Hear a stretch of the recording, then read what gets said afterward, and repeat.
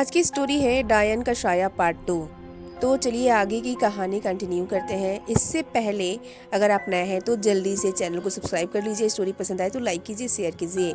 Thank you so much for your lovely support. जल्दी से channel को सब्सक्राइब कर लीजिए। चलिए कहानी स्टार्ट करते हैं। तो फिर रजत अवनीत को समझाते हुए बोलता है, भाई तू समझ क्यों नहीं रहा, इसमें तेरी कोई गलती नहीं है। और वैसे भी अब हम इतिहास को बदल नहीं सकते, इसलिए भाई इस बारे में अब ज़्यादा मत सोच। कल सुबह बाबा से बात करेंगे, फिर देखते हैं वो क्या बोलते हैं। रजत और अवनीत बात कर ही रहे थे, तभी अवनीत के घर के दरवाजे को कोई बहुत बहुत तेज टपटपाने की आवाज़ आती है।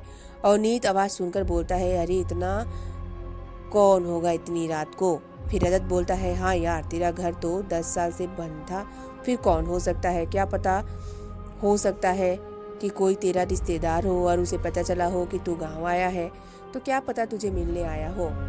फिर अवनीत बोलता है, क्या पता, हो सकता है, पर मैं तो अपने किसी रिश्तेदार को जानता भी नहीं। दोनों यही सब बातें कर ही रहे थे, तभी अवनीत के घर के बाहर से जो भी था वो दरवाजा बहुत जोर जोर से टपटपाने लगता है।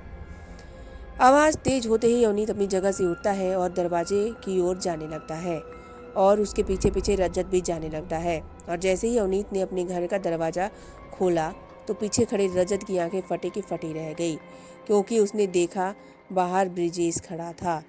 उसे देखते ही फिर रजत ने तुरंत कहा, अबे ब्रिजेश, यहाँ क्या कर रहा है। फिर उसके बाद ब्रिजेश ने अवनीत का हाथ पकड़ा और कहा, वो तुम्हें बुला रही है, जल्दी चलो।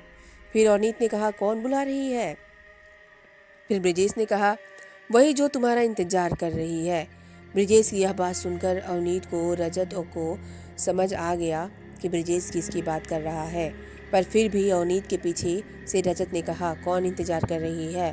फिर उसके बाद ब्रिजेश ने जो कहा उसे सुनकर तो अवनीत और रजत के होश ही उड़ गए, क्योंकि ब्रिजेश ने कहा, दिव्या, दिव्या तुम्हारा इंतजार कर रही है। जैसे ही दोनों ने ब्रिजेश के मुंह से इतना सुना, वैसे ही दोनों शॉक हो गए। उसके इतना बोलने के बाद भी अवनीत और रजत कुछ नहीं बोल रहे थे, क्योंकि उन दोनों को समझ में ही नहीं आ रहा था कि वो उसकी बात का जवाब क्या दें, और साथ ही दोनों को यह भी समझ नहीं आ रहा था कि अब वो दोनों क्या करें। दोनों बस मूर्ति बने खड़े ही थे। तभी ब्रिजेश ने अवनीत का हाथ खींचते हुए कहा, चलो जल्दी, वो कब से तुम्हारा इंतजार कर रही है। ब्रिजेश के इतना बोलने के बाद रजत ने तुरंत अवनीत के पीछे से ही अवनीत का हाथ ब्रिजेश के हाथ से छुड़ाया और कहा, ब्रिजेश तू चल, हम अभी थोड़ी देर में आते हैं। फिर ब्रिजेश ने कहा, नहीं अभी चलो, वो कब से तुम्हारा इंतजार कर रही है और उसने मुझे तुम्हें साथ लाने को कहा है, इसलिए अब जल्दी चलो। ब्रिजेश के इस बार इतना बोलने पर अवनीत को पता नहीं उस समय क्या हो गया है, होता है कि वो बाहर की ओर जाने लगता है। पर तभी रजत अवनीत को बाहर जाता देख तुरंत उसका हाथ पकड़कर घर के अंदर खींच लेता है और चिल्लाते हुए बोलता है, तू पागल तो नहीं हो गया, तू बाहर क्यों जा रहा था जब तुझे पता है दिव्या कौन है। फिर भी। फिर अवनीत ने कहा, भाई मुझे पता है, तभी तो जा रहा हूँ, क्योंकि कहीं ना कहीं ब्रिजेश भी इस हालत का जिम्मेदार मैं ही हूँ। और हाँ, बाबा ने तुझे यह भी तो बताया था ना कि वो डायन मुझे इतनी आसानी से नहीं मार सकती। फिर रजत ने कहा, पर भाई उस डायन को कैसे मारना है यह भी तो पता होना चाहिए, और यह बस वो बाबा ही बता सकते हैं, इसलिए भाई आज भर रुक जा बस। यह दोनों यही बातें कर रहे थे, तभी घर के बाहर से ब्रिजेश बड़ी जोर जोर से दरवाज़ा ठोकने लगता है, और दरवाज़ा ठोकते ही बाहर से बोलता है, मेरे साथ चलो, नहीं तो वो मुझे मार देगी। मैं अभी मरना नहीं चाहता, मुझे बचा लो, वो मुझे आज सच में मार देगी। अवनीत जैसे ही ब्रिजेश के मुंह से इतना सुना तो वो रजत से अपना हाथ छुड़ाते हुए बोलता है, रजत मेरा हाथ छोड़, तूने सुना नहीं क्या, अगर मैं उसके साथ नहीं गया तो वो डायन ब्रिजेश को मार देगी। फिर रजत बोलता है, अरे भाई वो डायन कुछ नहीं करेगी ब्रिजेश को, अगर उसे ब्रिजेश को मारना ही होता तो वो उसे पहले ही नहीं मार देती। और वैसे भी वो ब्रिजेश नहीं बोल रहा है, बल्कि उससे वो डायन यह सब बुलवा रही है, क्योंकि ब्रिजेश तो 1 साल से दिव्या के नाम के अलावा कुछ नहीं बोलता था, पर आज अचानक से वो बिल्कुल सही से बात कर रहा है। इसलिए भाई मेरी बात समझने की कोशिश कर, मैं मानता हूँ कि तू ही है वो जो उस डायन को मार सकता है, पर बिना ज्ञान के महाशक्ति भी कोई काम नहीं आती।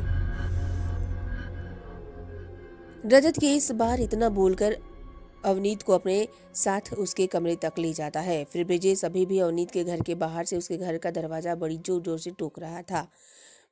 और बस यही बोले जा रहा था कि चलो मेरे साथ, नहीं तो वो मुझे मार देगी।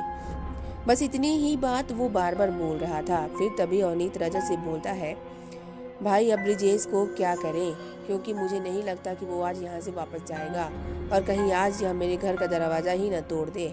फिर रजत बोलता है, अरे तू इस पर कुछ ज़्यादा ध्यान मत दे, वो कहीं नहीं कुछ नहीं कर पाएगा, कुछ नहीं तोड़ पाएगा दरवाज़ा, इसलिए तू चिंता मत कर और सो जा। रजत के इतना बोलने पर अवनीत अपने बिस्तर पर जाकर लेट जाता है और रजत भी उसके बगल में ही आके लेट जाता है। फिर उसके बाद जैसे रजत ने बोला था बिल्कुल वैसा ही ब्रिजेश थोड़ी देर तक दरवाजा ठोकता है। फिर उसके बाद वो भी वहां से चला जाता है। अवनीत और रजत दोनों बिस्तर पर लेटे हुए थे और लेटे लेटे थोड़ी देर में दोनों की आंख भी लग गई और जब उन दोनों की आंख खुली तो सुबह हो गई थी।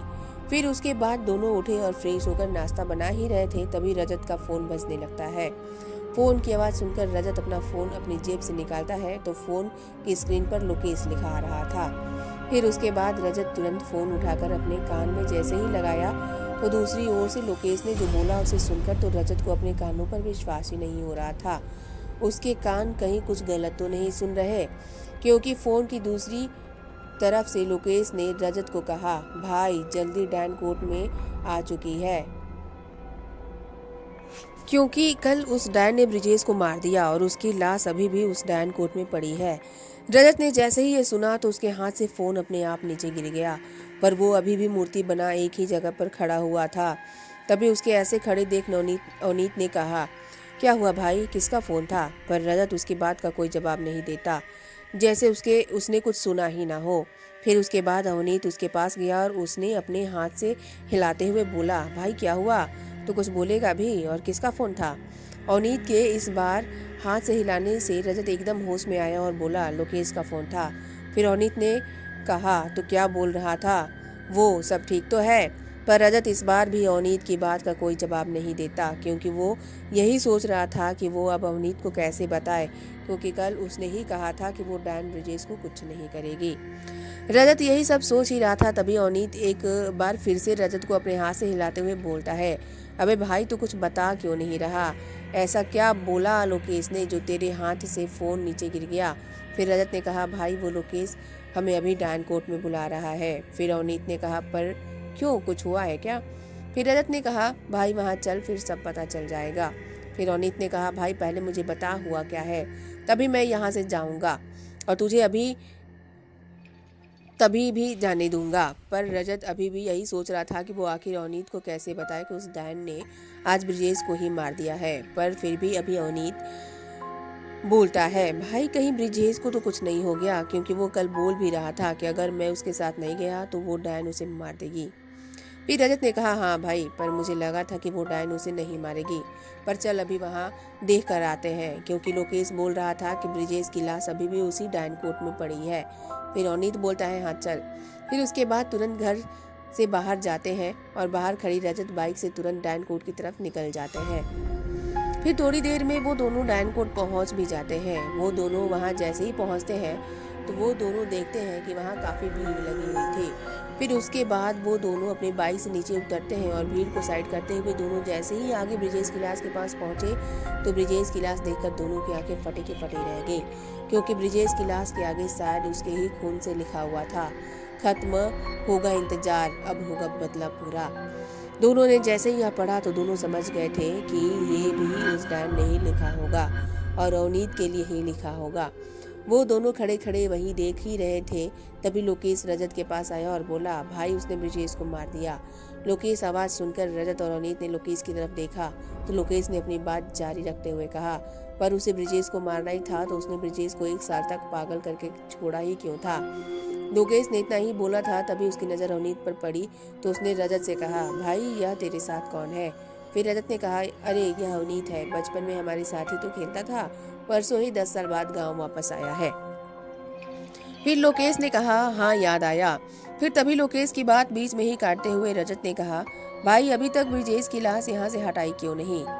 फिर लोकेश ने कहा, वो भाई क्योंकि ब्रिजेश के घर में अभी कोई नहीं है, उसके घर के सभी लोग उसके मामा के लड़के की शादी में गए हुए हैं। उसकी मम्मी तो इसे भी ले जाना चाहती थी, पर तुम्हें तो पता ही है इसकी 1 साल में क्या हालत है। इसी के चलते इसके पापा ने इसे साथ ले जाने से मना कर दिया। काश इसके पापा इसे भी साथ ले जाते तो यह बच जाता।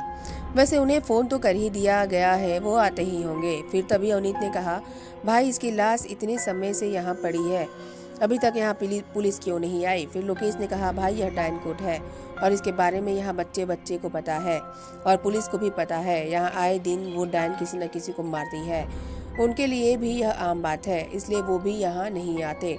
फिर अवनीत ने कहा, भाई अभी ब्रिजेश के घर का कोई यहाँ नहीं है, तो गांव के लोग तो ब्रिजेश की लाश उठाकर इसके घर तक ले जा सकते हैं ना।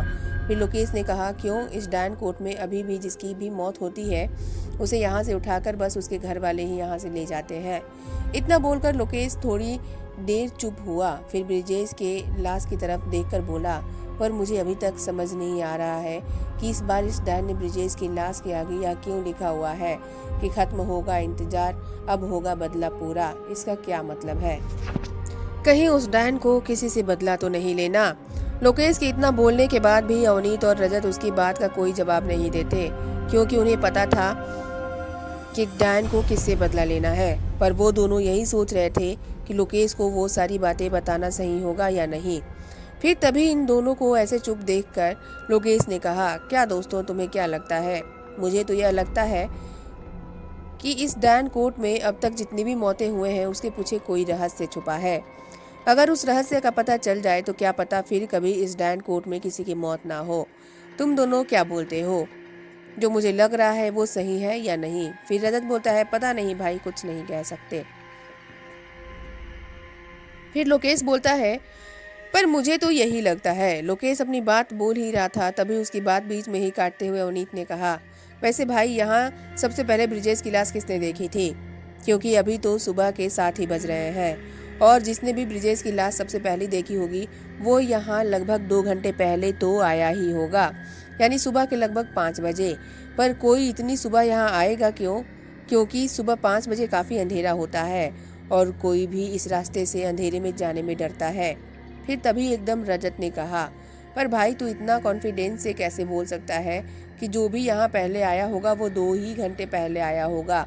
वो 1 घंटे पहले भी तो आ सकता है। फिर अवनीत ने समझाते हुए कहा, क्योंकि भाई यह डायन कोट गांव से काफ़ी दूर है, पर यहाँ अभी 7 बजे ही इतनी भीड़ है और इतने सारे लोग तक यह खबर पहुँचने में कम से कम 2 घंटे से ज़्यादा का समय तो लगा ही होगा।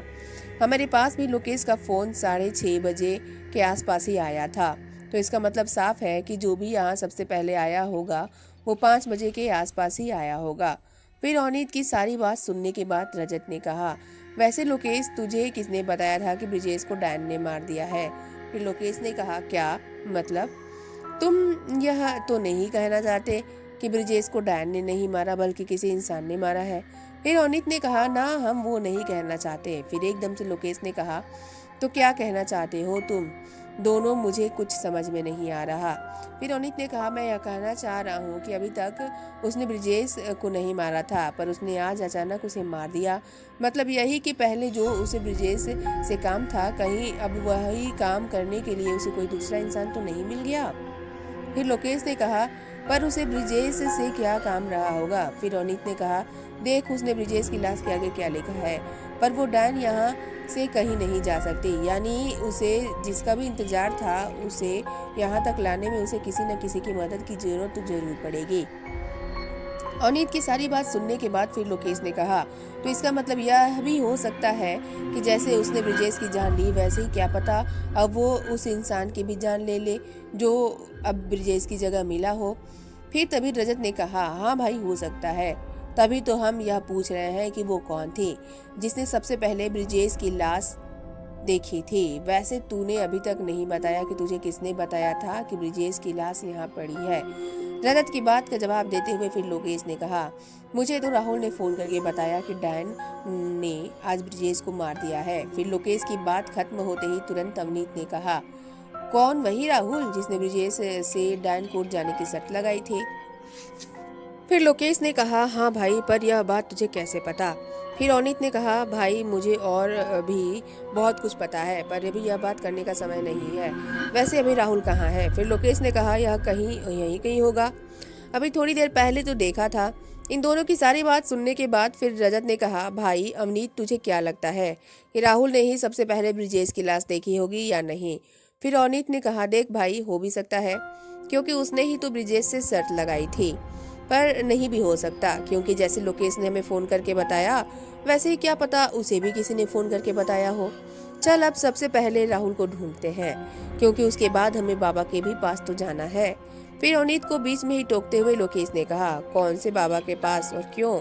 फिर रजत ने कहा, वो सब भाई हम तुझे बाद में बताएंगे, चल सबसे पहले राहुल को ढूंढते हैं। फिर लोकेश ने कहा, अरे ढूंढने की क्या जरूरत है, मैं अभी उसको फोन करके पूछता हूँ कि वो कहाँ है।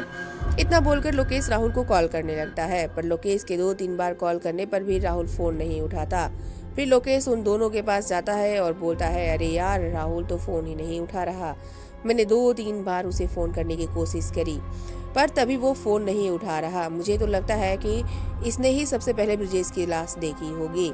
लोकेश की बात सुनकर फिर रजत बोलता है, क्या पता भाई, हो सकता है वो इसी भीड़ में कहीं हो और उसे फोन की आवाज नहीं सुनाई दी हो। फिर अवनीत रजत की तरफ देखते हुए बोलता है, हाँ भाई, तू सही बोल रहा है, मुझे भी लगता है वो अभी भी इस भीड़ में कहीं होगा, तो चलो अब सबसे पहले उसे ढूंढते हैं। अवनीत के इस बार इतना बोलने के बाद वो तीनों राहुल को उसी भीड़ में ढूंढने लगते हैं।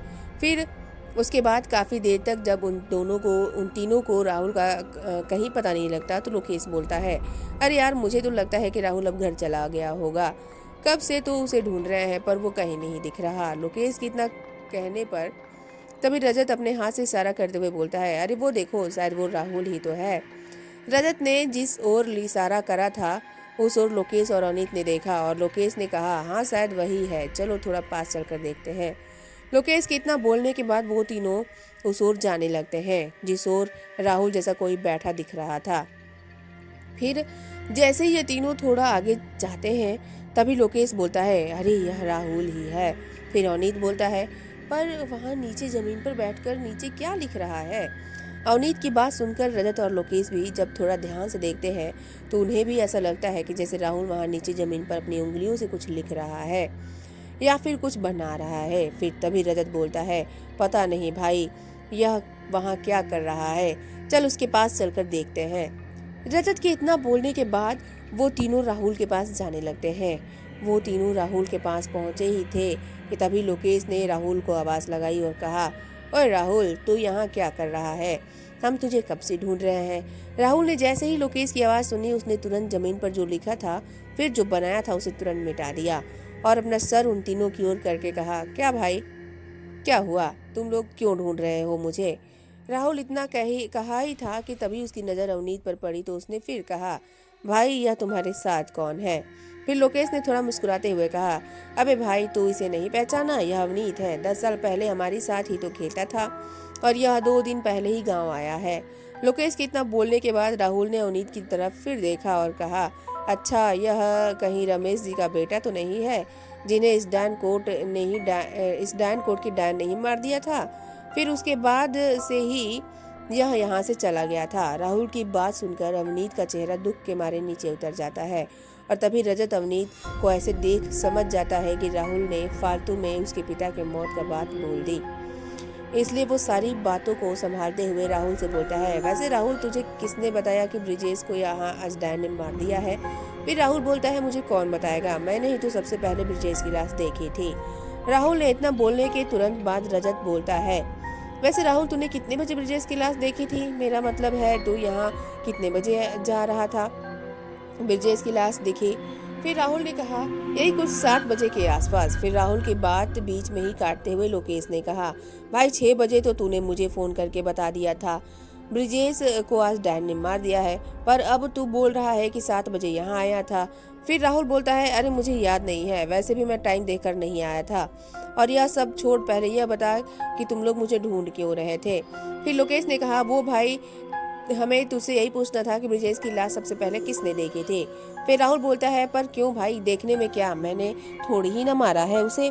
फिर रजत बोलता है, भाई हम यह थोड़ी ना बोल रहे हैं तूने मारा है, बस ये जानना चाह रहे थे कि तू इतनी सुबह उस डैन कोट वाले रास्ते से क्यों जा रहा था, क्योंकि भाई 6 बजे तूने लोकेश को फोन करके बता दिया था।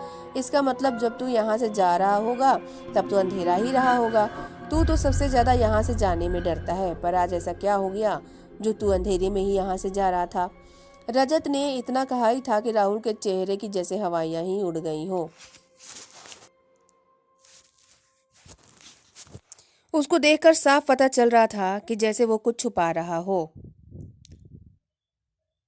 रजत के इतना सब बोलने के बाद भी जब राहुल कुछ जवाब नहीं देता, तब लोकेश बोलता है, अरे भाई कुछ बोल तो सही, हम तुझसे कुछ पूछ रहे हैं, तू इतनी सुबह यहाँ करने क्या आया था।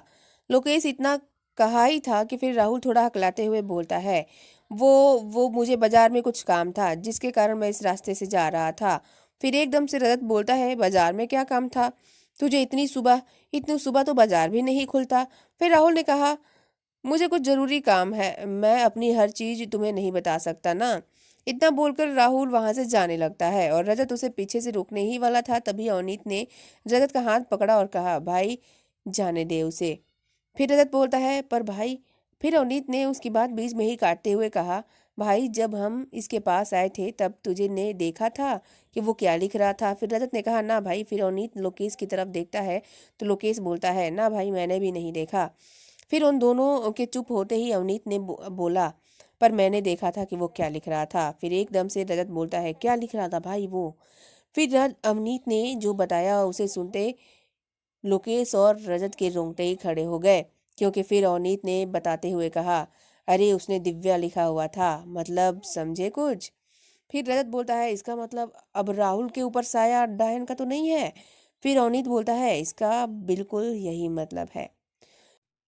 फिर इन दोनों को बीच में ही टोकते हुए लोकेश बोलता है, पर भाई जब ब्रिजेश के ऊपर साया डायन का आया था तब ब्रिजेश तो बिल्कुल पागल सा हो गया था, पर राहुल को देखने में बिल्कुल सही लग रहा था। क्या पता हो सकता है ऐसे ही दिव्या का नाम लिख रहा हो या फिर कोई और लड़की हो जिसका नाम दिव्या हो। लोकेश की सारी बात सुनने के बाद फिर अवनीत ने कहा, भाई अगर ऐसा होता तो वो बताता नहीं क्या कि वो इतनी सुबह यहाँ से क्यों जा रहा था। फिर लोकेश बोलता है, पर भाई वो डायन यह सब क्यों कर रही है। फिर अवनीत ने कहा, वो सब भाई हम तुझे बाद में बताएंगे। इतना बोलकर अवनीत रजत की तरफ देखता है और बोलता है, चल भाई जल्दी हम उन बाबा के पास चलते हैं, क्योंकि मुझे लगता है अब राहुल की जान भी खतरे में है।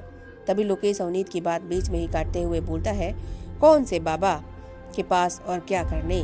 फिर रजत बोलता है, भाई तुझे कहा ना कि वो सब हम तुझे बाद में बताएंगे।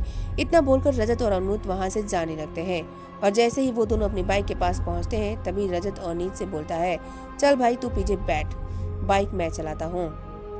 रजत के इतना बोलने के बाद अवनीत उसे अपनी जेब से चाबी निकालकर दे देता है और उसके पीछे बैठ जाता है। यह दोनों अभी कुछ आगे ही गए होंगे तभी रजत बोलता है, भाई मुझे एक बात अभी भी समझ में नहीं आई। रजत की बात सुनकर फिर अवनीत बोलता है, कौन सी बात। फिर रजत बोलता है, यही भाई कि उस डायन ने तो ब्रिजेश को पागल कर दिया था, पर राहुल तो बिल्कुल सही है, कहीं उस डायन ने किसी और को तो नहीं तुझे वहाँ लाने के लिए चुना है, पर हम फालतू पे राहुल पे शक कर रहे हैं। फिर अवनीत बोलता है, ना भाई मुझे पूरा विश्वास है कि उस डायन ने अब राहुल को ही मुझे लाने को चुना है, क्योंकि भाई इतनी सुबह अंधेरे में उसे बाजार में क्या काम हो सकता है, अब तू ही बता। और हाँ, हम जैसे ही उसके पास गए तो उसने तुरंत दिव्या का नाम मिटा दिया। क्यों मिटा दिया, उसे क्या काम था बाजार में, उसने यह भी बताने से मना कर दिया। फिर रजत अवनीत की बात बीच में ही काटते हुए बोलता है, भाई उस डायन ने राहुल को इस बार कुछ क्यों नहीं करा, मेरा मतलब यह है कि उसे भी तो कुछ होना चाहिए था, पर वो तो बिल्कुल सही है। फिर अवनीत उसे समझाते हुए बोलता है, क्योंकि भाई मुझे लगता है उस डायन ने ब्रिजेश को पागल कर तो देख ही लिया था, पर वो उसके कोई काम नहीं आया, इसलिए इस बार वो कुछ अलग ही करना चाह रही हो, ताकि मैं जल्द से जल्द वहाँ जाऊँ। और दोनों यही सब बातें कर रही थे तभी दोनों बाबा की कुटिया तक पहुँच जाते हैं। फिर उसके बाद दोनों बाबा की उस कुटिया के अंदर जाते हैं, पर वो दोनों देखते हैं कि बाबा तो दूसरी तरफ मुंह करके पूजा कर रहे थे। पर दोनों जैसे ही कुटिया के अंदर जाते हैं तो बाबा बिना पीछे मुड़े ही बोलते हैं, तुम आ गए बेटा। इतना बोलकर बाबा अपने पीछे मुड़ते हैं और अपनी आंखें खोलकर देखते हैं तो उनके सामने रजत और अवनीत खड़े थे। रजत को देखकर बाबा उसे तुरंत पहचान जाते हैं और बोलते हैं, अरे बेटा तुम। फिर उसके बाद वो दोनों बाबा के पास जाते हैं और उनके चरणों में झुककर नमस्कार करते हैं। और फिर रजत बोलता है, बाबा आप किसी का इंतजार कर रहे थे क्या। फिर बाबा बोलते हैं, हाँ बेटा, वो मैं अपने शिष्य का इंतजार कर रहा हूँ। मैंने उसने डायन कोट पीछा था किसी काम से। बाबा की बात सुनकर फिर रजत बोलता है, किस काम से बाबा? फिर बाबा ने कहा, वो मैंने अपने शिष्य को डायन कोट की थोड़ी मिट्टी लाने को भेजा है। फिर रजत ने कहा, पर क्यों बाबा, वहाँ की मिट्टी से आप क्या करेंगे? फिर बाबा ने कहा, वो इसलिए क्योंकि बेटा मुझे लगता है कि अब समय आ गया है उस डायन और महादेव के दूत के युद्ध का, और वहाँ की मिट्टी से हम उस डायन की कमियों का पता चल जाएगा। बाबा की सारी बात सुनकर फिर रजत ने कहा, वैसे बाबा हमें आपको कुछ बताना है। फिर बाबा ने कहा, कहो बेटा, तुम क्या बताना चाह रहे हो? फिर रजत ने अवनीत की तरफ देखते हुए बोला। भाई रजत के इतना बोलते ही अवनीत अपनी जगह पर खड़े होकर अपनी शर्ट निकालने लगता है और अपनी पूरी शर्ट निकालकर अवनीत जैसे ही पीछे घूमता है और जैसे ही बाबा उसकी पीठ पर त्रिशूल का निशान देखते हैं, वो बोलते हैं ओम नमः शिवाय, क्योंकि वो तुरंत समझ जाते हैं कि अवनीत ही महादेव का भेजा हुआ दूत है जो उस डायन को मारेगा। फिर उसके बाद अवनीत अपनी जगह पर बैठ जाता है और फिर बाबा बोलते हैं, बेटा यह निशान तुम्हारी पीठ पर कब से है? फिर अवनीत बोलता है, बाबा जी यह निशान तो मेरी पीठ पर पैदाइशी है। फिर बाबा बोलते हैं, बेटा अभी तुम्हें पता नहीं है तुम कौन हो, तुम्हारे अंदर महादेव की शक्ति का एक अंश है और तुम्हारा जन्म एक बहुत ही जरूरी कार्य की पूर्ति के लिए हुआ है। अवनीत अपने दोनों हाथ जोड़ के बाबा की सारी बातें बड़ी ध्यान से सुन रहा होता है।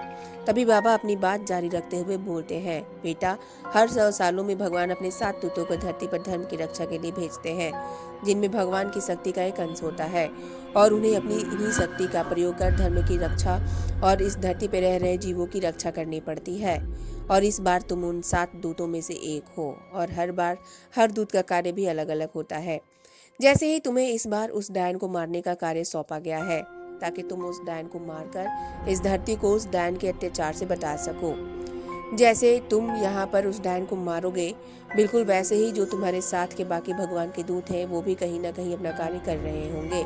और एक बात हाँ, तुम्हें बहुत ज़्यादा सावधान रहने की ज़रूरत है, क्योंकि उस डायन को भी अब पता चल चुका होगा कि तुम यहाँ आ चुके हो, इसलिए वो अब तुम्हें वहाँ बुलाने के लिए काफ़ी सारे जनों की मदद ले सकती है, क्योंकि वो डायन तुम्हें मारने के लिए बहुत ज़्यादा तड़प रही होगी। इसलिए तुम ऐसी कोई भी गलती मत करना जिससे उस डायन को कोई भी फ़ायदा हो, क्योंकि गलती से भी उस डायन ने तुम्हें मार दिया तो फिर उस डायन की शक्ति बहुत ज़्यादा बढ़ जाएगी। बाबा की सारी बातें बड़े ध्यान से सुनने के बाद फिर अवनीत ने कहा, पर बाबा मैं अपनी इन शक्तियों का इस्तेमाल कैसे करूं? मेरा मतलब है मुझे आज तक अपने अंदर ऐसी कोई भी शक्ति का कोई अनुभव नहीं हुआ। मैं तो इतने सालों से बिल्कुल एक आम इंसानों की तरह ही जीवन जी रहा हूँ। क्या बाबा अवनीत को उसकी शक्तियों का अनुभव करा पाएंगे? ये जानने के लिए जल्दी से चैनल को सब्सक्राइब कर दीजिए। स्टोरी पसंद आए तो लाइक कीजिए और शेयर कीजिए। मिलते हैं डायन का साया के पार्ट 3 में। Thank you so much for your lovely support. जल्दी से चैनल को सब्सक्राइब कर दीजिए, आपका एक सब्सक्राइब मेरे लिए बहुत कीमती है। Thank you so much.